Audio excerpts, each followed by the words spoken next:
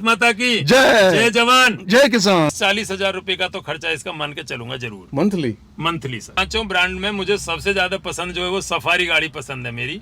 इसकी उम्र अभी हो चुकी है 10 साल 10 महीने लगभग। 1,0717 किलोमीटर गाड़ी ऑलरेडी चल चुकी है। Good afternoon guys. तो आज आपके लिए बहुत स्पेशल चीज़ आने वाली है और हमारे साथ है Raghav sir. He is retired colonel and he is 65 and but remember तो अभी भी 100 मीटर का स्प्रिंट कर सकते हैं। तो बहुत जानी मानी शख्सियत है और इनसे बात करते हैं। और मैं बता दूं इनके पास 5 गाड़ियां हैं और उन 5 गाड़ियों में से जो एक गाड़ी है इनके पास सफारी है डाइकॉर 2.2 जो 2010 से ड्राइव कर रहे हैं, यानी करीब 11 साल होने वाले हैं। 3 लाख किलोमीटर इन्होंने चला लिया है। तो जो सफारी का एक्सपीरियंस कैसा रहा, जो इसमें अच्छी चीज़ें थी और जो इसमें इन चीज़ें इनको पसंद नहीं आई, वो तो डिस्कस करेंगे। थोड़ा बहुत ये जो सोशल वर्क करते हैं उनके बारे में बात करेंगे। तो चलिए बात कर लेते हैं राघव सर से। आई रियली अप्रिशिएट कि आपने टाइम दिया इंटरव्यू के लिए। Thank you very much Vinod ji. सबसे पहले मैं थोड़ा सा अपना इंट्रोडक्शन देना चाहूँगा sir. I am a defence officer and in fact I am from defence medical background and my discipline is urology. I took retirement from Base Hospital Delhi Kent in 2005 April. Today I am a 65 years young man. मेरे 2-3 परिचय हैं। मैं 65 वर्ष का नवयुवक हूँ, किसान का बेटा हूँ और जवान हूँ। माने जय जवान जय किसान। बिल्कुल। मेरा एक बेटा है, he chief engineer with Honda cars. बेटी है, she got settled in US, America settle हो गई शादी के बाद में। आप ये लोग बोलेंगे कि जी करते क्या हो किसानों के लिए, तो सर मेरे 3 अभी उद्योग धंधे बोलिए जो मैं रन करता हूँ। सबसे पहले जहर मुक्त भारत, भारत माता की जय, गौ माता की जय, गौओं की रक्षा करना, गौएं कटेना। और जो गांव में बेरोजगार नवयुवक घूम रहे हैं, कोई B.Ed करने के बाद में 3-3 हज़ार 1500 की नौकरी के लिए भागा फिर रहा है, उनको मैं 1-1 लाख से लेकर के 8 लाख रुपए महीने तक करने के लिए ऑलरेडी कामयाब कर चुका हूँ। मेरे गाँव से एक मेरा धर्मपुत्र है पवन राघव, उसका नाम मैं लेना यहाँ पे उचित इसलिए समझूंगा कि वो 12वीं पास है केवल लड़का, और आज 8 लाख रुपए महीने कमाता है स्वरोजगार यानी जैविक खेती की बदौलत। बहुत बढ़िया। अब आप कहेंगे और क्या काम करते हैं, तो सर मेरा एक शौक है साफ सफाई करने का, मेरे जीवन का लक्ष्य है। सबसे पहले मैंने अपना गाँव गोद लिया अंतर्मन से और उसके अलावा 4 गाँव गोद लिए। मेरा गाँव आता है वीरगांव टिटौटा, जिला बुलंदशहर में, अनूप शहर तहसील में आता है ये। यानी औरंगाबाद से जब चलेंगे तो सही 14 किलोमीटर माइल स्टोन के ऊपर वीरगांव टिटौटा पड़ता है जहांगीराबाद की ओर। उसके बाद में मैंने गांव में झाड़ू लगानी शुरू करी। आज आप आइए, मैंने आपको एड्रेस बता ही दिया। जहांगीराबाद से 3 किलोमीटर पहले या वीरगांव टिटौटा का हमारा जो ब्लॉक होता है सरकारी, उसके बिल्कुल बगल में है गाँव। आप आइए, आपका स्वागत है मेरे गाँव में। सर पूरे बिजली के खंभे हैं 268, उनके ऊपर आपको तिरंगा लगा हुआ मिलेगा पूरे सभी खंभों पे। भारत माता की जय, जय जवान जय किसान, वंदे मातरम, ये सब लिखा हुआ मिलेगा। मेरा पहला धंधा। दूसरा, मैंने अपने गांव को उत्तर प्रदेश का पहला गांव है जिसको पिंक विलेज बना दिया है। यानी वहां पर पूरे घर मकानों को एक जैसा रंग, सब बराबर, सबका साथ सबका विकास करके पिंक विलेज एकमात्र इकलौता गाँव है उत्तर प्रदेश में। दूसरा, हर आदमी बराबर सोचे, हर आदमी बराबर है, कोई छोटा ना कोई बड़ा, उनके अंदर एक फीलिंग आनी चाहिए। दूसरा, मैंने जब गांव में झाड़ू लगानी शुरू करी तो गांव वालों ने झाड़ू मेरे हाथ से ले ली और आज मेरे गांव का हर व्यक्ति, हर छोटा बच्चा बुजुर्ग अपने घर के आगे झाड़ू लगाता है, नाली में गंदगी खुद साफ करता है। यानी मेरा गांव आज चंडीगढ़ और बेंगलोर सिटी से भी ज़्यादा खूबसूरत है।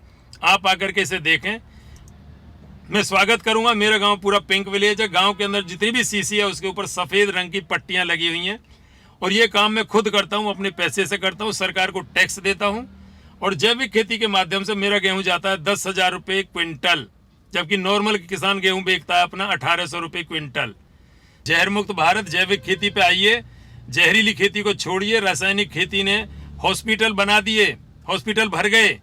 हमारी सरकार, आदरणीय मोदी साहब, इतने एम्स नहीं बना पाएंगे जितने लोगों को हम बीमार कर रहे हैं जहर खिला करके। बहुत सही बोला आपने। तो मेरा वादा है आपसे कि मैं आने वाले 5 साल में ये जितने भी एम्स और क्लिनिक्स बढ़ रहे हैं इनको सबको बंद कराऊंगा और एम्स के अंदर आलू के गोदान भरवा दूंगा जैविक खेती के द्वारा। Thank you so much. Life बहुत छोटी है, क्यों ना कुछ एक्स्ट्रा ऑर्डिनरी किया जाए और लोगों को हेल्प किया जाए ताकि आपको नींद अच्छी आए और सेटिस्फेक्शन मिले। Yes sir, yes. Thank you Raghav ji, आपका जो इंट्रोडक्शन था बहुत होप कि लोगों को इंस्पायर करे कुछ अच्छा करने के लिए। एंड अब बात कर लेते हैं जो हम गाड़ी रिव्यू करने वाले हैं, आपका जो ओपिनियन जानने वाले हैं। अभी आपके पास कितनी गाड़ियां हैं प्रेजेंटली? लीजा है मेरे पास में, वैगनार है और एक आइकॉन है। ये मतलब, और साथ में मेरी ये बेहद खूबसूरत और बेहद प्यारी सफारी है डाइकोर, जो मुझे सबसे पसंद है। पांचों ब्रांड में मुझे सबसे ज्यादा पसंद जो है वो सफारी गाड़ी पसंद है मेरी। ये गाड़ी मैंने खरीदी थी 24 मई 2010, यानी इसकी उम्र अभी हो चुकी है 10 साल 10 महीने लगभग। अच्छा। 11 साल कंप्लीट कर रही है। और मैं बैठा हुआ हूँ ड्राइविंग सीट के ऊपर, तो मैं इसका मीटर पढ़ पा रहा हूँ। ये है मीटर की, अगर आप रीडिंग देखेंगे यहाँ पे तो 3,716.9 किलोमीटर, मतलब 3,717 किलोमीटर गाड़ी ऑलरेडी चल चुकी है और लगभग 11 वर्ष की ये गाड़ी हो रही है। बाकी इस गाड़ी के बारे में अगर मैं बात करूं सर, आई लव इट। अगर हम किसी को भी प्यार करते हैं, चाहे वो जीव जंतु हो, वृक्ष हो या गाड़ी हो, लोहा हो, वो हमको उतना ही प्यार करता है। मेरे पास में सारी गाड़ियां हैं। अक्सर मन घूम फिर करके वापस आ जाता है, नहीं यार सफारी से आज बाहर निकलेंगे। एवरेज में 200 से 300 किलोमीटर, मेरी 65 साल की उम्र है, इस गाड़ी को खुद ड्राइव करता हूँ मैं। कभी ड्राइवर को गाड़ी नहीं देता हूँ हाथ में, कोई मेरे पास में ड्राइवर रुकता भी नहीं है, क्योंकि मैं काम से रात को 11-12 बजे लौटता हूँ। 1-2 दिन तो ड्राइवर रुक सकता है, पर डेली 7 बजे निकल के 11 बजे तक कोई भी ड्राइवर मेरे साथ में नहीं ठहर पाता। ऊपर से 11 साल में जो गाड़ी की कंडीशन है ना, अगर किसी दूसरे के हाथ में होती तो शायद ये कंडीशन नहीं होती जैसे आपने रखी हुई है। अभी बहुत अच्छी कंडीशन है। कई बार मेरे को लोग बोलते हैं सर आप इस गाड़ी को कितने में बेचोगे, तो मैं उनको बोलता हूँ कि यार मुझे तो याद नहीं आ रहा, ये गाड़ी मैंने कुछ ऐसी 10 या 12 लाख रुपए में ली थी उस टाइम, 10-11 साल पहले। लेकिन जब भी ये गाड़ी मेरी आती है, केवल वर्कशॉप, ऑथराइज्ड वर्कशॉप टाटा में ही आती है। This will be a showpiece for Tata. Tata वाले इसको लेंगे और शो पीस बना करके रखेंगे। और उस टाइम तक ये गाड़ी मेरे विचार से 5 लाख किलोमीटर को ड्राइव कर चुका हूँ मैं। 5 लाख किलोमीटर का जो शो पीस है, शायद ही भारतवर्ष में सफारी का और कहीं मिलेगा। ये गाड़ी ऐसी ही मिलेगी जैसी मैंने पहले दिन ली थी।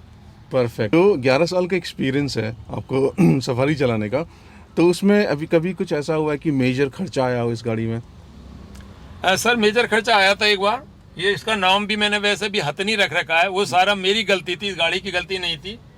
जो हमारा ये हीटर जो मतलब गाड़ी का पानी सूख गया था रेडिएटर का बिल्कुल, और मैंने ध्यान ही नहीं दिया, बस मैं गाड़ी दौड़ी चली जा रही, तो इंजन सीज हो गया।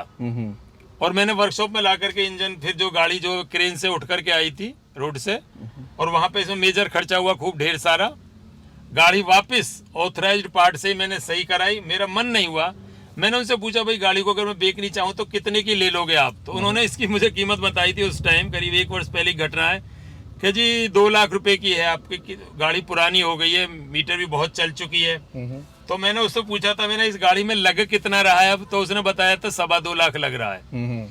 तो मैंने कहा यार तुम 2 लाख में गाड़ी खरीदोगे, 2.25 लाख लगा रहे हो, तो कृपया करके मैं गाड़ी नहीं बेचूंगा, इस गाड़ी को मैं टाटा को ही दूंगा to keep it as a showpiece. तो जिसका अमूमन मंथली खर्चा है, जो सर्विसेज वगैरह होती है, वो अमूमन कितना आ जाता है? मतलब एक एवरेज लगा के चलें तो कितना मंथली इसका खर्चा आ जाता है? बात करूं इसका मेंटेनेंस, क्योंकि यहाँ पे मिस्टर अशोक हैं जो यहाँ के इंजीनियर हैं गाजियाबाद में, सब मोटर्स के ऊपर, मैं उनको एक फ़ोन करता हूँ, भैया गाड़ी ले करके जाओ।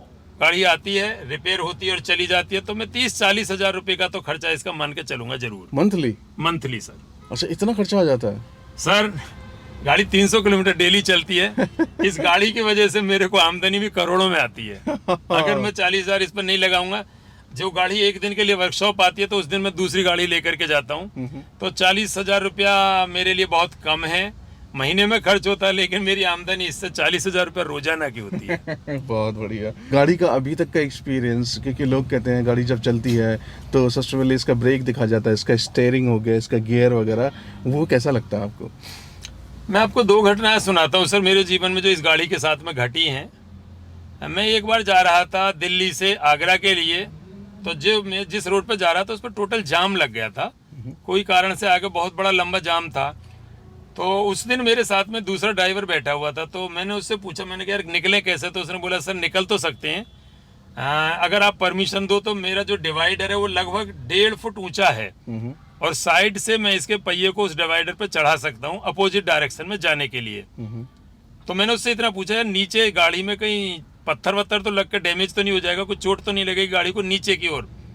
तो उसने बोला सर ये मेरी गारंटी है, गाड़ी को कुछ भी नहीं होगा, ताकतवर गाड़ी है। तो उस ड्राइवर ने मैंने कि चलो बोलो जय श्री राम और हमने गाड़ी 1.5 फुट डिवाइडर पे चढ़ाई और आगे जो कनेर वगैरह के जो पेड़ थे बीच में उनको हम आराम से कुचलते हुए दूसरी साइड में निकल के हम तो चले गए। सारी पब्लिक और सारी कारों वाले ये देखते रह गए कि यार गाड़ी कौन सी थी, ये ऐसे कैसे चलेगी दूसरी साइड में।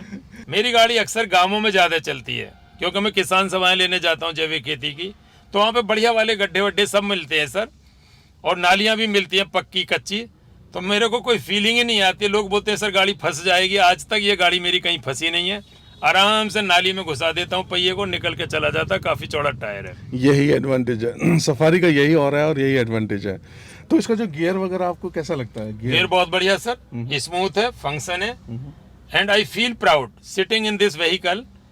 जब मैं इस गाड़ी पे बैठता हूँ तो लोगों ने भी मुझसे कहा था कि राघव साहब आपको ऐसा लगेगा जैसे आप सिंहासन पे बैठे हैं। तो मुझे लगता है मैं जमीन से 6 फुट ऊपर चल रहा हूँ। और मैं चैलेंज करता हूँ जो भी नई सफारी आई है वो they can not compete with this old safari. और इसमें जब हम ऊपर बैठ जाते हैं तो आराम से हमें सब कुछ नजर आता है, कोई डॉगी का बच्चा भी ना आ जाए, पूरा बोनट के ऊपर से नीचे तक नजर आता है और एक फीलिंग आती है कि हम सिंहासन पे बैठ करके गाड़ी ड्राइव कर रहे हैं। और एक बार बता दीजिए, जो आपने ये गाड़ी ली है, ठीक है, सर। इसमें बहुत जो टॉप अगर बात करें टॉप 3 चीजें जो सबसे बेस्ट लगती है आपको सफारी में? सफारी में सर सबसे बेस्ट मुझे एक तो लगता है फील कि we are a safari owner, we are a proud safari owner. इसकी जो सिटिंग है वो जमीन से 6 फुट ऊपर है। मैं ये कह के चलता हूँ, लोगों को बोलता हूँ, लोग देखते हैं बराबर शीशे में आकर जब खड़े होते हैं तो उनकी जो गर्दन है मेरे शीशे के बराबर में आती है। एक तो मुझे ये अच्छा लगता है। दूसरा रफ एंड टफ है। मेरे 1-2 बार में छोटे छोटे एक्सीडेंट हुए हैं। आपको घटना सुनाता हूँ। एक एक्सीडेंट हुआ, मेरे आगे एक मारुति वैन जा रही थी, उसमें मेडिसिन भरी हुई थी, it was full of medicine. उस मारुति वैन वाले के आगे से नोएडा में एक भैंस का बच्चा गुजरा तेजी के साथ अक्रॉस द रोड। तो उसने फट से ब्रेक मारा जोर से और मेरी गाड़ी उससे करीब थी, 10 गज की दूरी पे थी ये।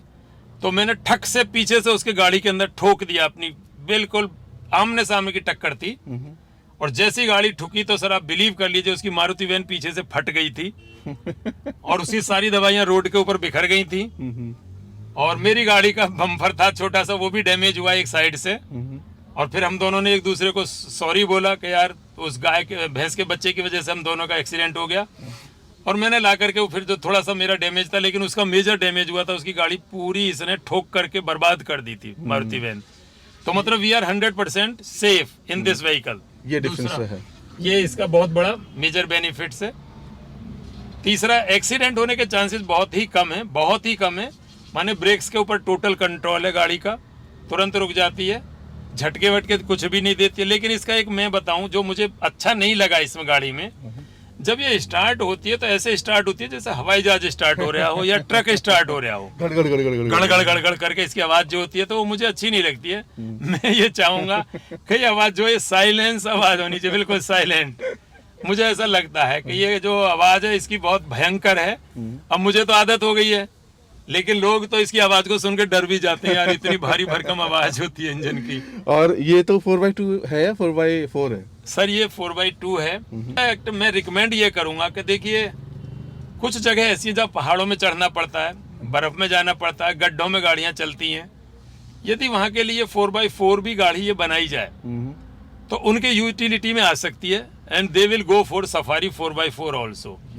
लोग कम चलाते हैं 4x4 को, पहाड़ों वाले, गड्ढों वाले, बर्फ वाले ज़्यादा पसंद करते हैं। परंतु जैसे मैं हूँ, मैं तो गाँव में भी जाता हूँ, खेतों में भी जाता हूँ, नालियों में भी जाता हूँ, तो कभी कभी मुझे भी जरूरत पड़ सकती है।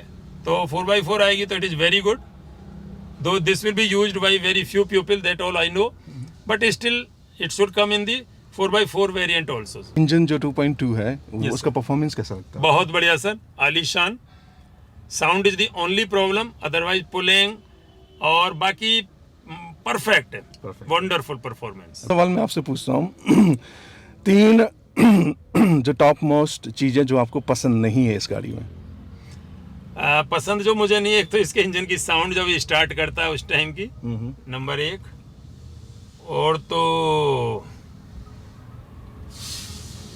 बस, और मेरे को कोई भी ऐसी चीज नहीं है जो पसंद ना हो साउंड के अलावा। ये इसलिए है क्योंकि वो सफारी ओनर है। सफारी एक लेजेंड है, एक आइकॉन है, तो जो भी इसको चलाता है तो उसको हमेशा ही प्यार हो जाएगा इस गाड़ी से, तो ऐसे कोई निगल्स इसमें दिखेंगे नहीं। तो थैंक यू राघव जी। ये जो इंटरव्यू था, जो आपका एक्सपीरियंस था सफारी के लिए, अब नई सफारी आने वाली मार्केट में, तो मैं सोच रहा था कि एक पुरानी जो सफारी है, जो ओनर है, उसका एक बढ़िया सा एक्सपीरियंस डाला जाए जो नई सफारी आ रही है उससे पहले। तो thank you so much for all the information you have given.